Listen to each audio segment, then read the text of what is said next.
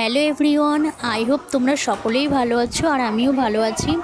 চলে এসেছি আবার একটা রেসিপি নিয়ে। এখন আমি শেয়ার করব নিরামিষ দই পনিরের রেসিপি।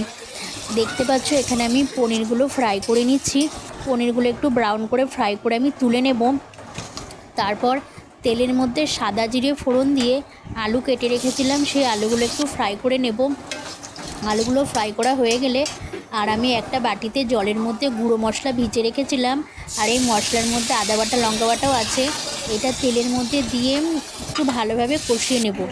আর এখানে একটা গোটা টমেটো পেস্ট করে রেখেছি, এর মধ্যে একটু টক দই অ্যাড করব। এরপর এই পেস্টটাকে একটু একটা স্পুন দিয়ে ভালোভাবে একটু মিক্সড করে নেব।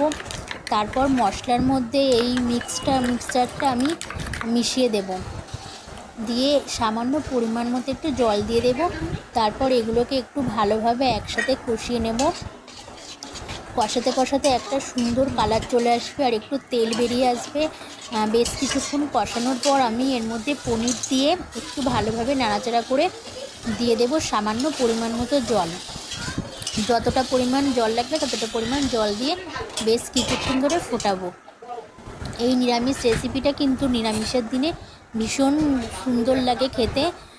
আমার রেডি হয়ে গেছে দই পনিরের ইয়াম্মি রেসিপি।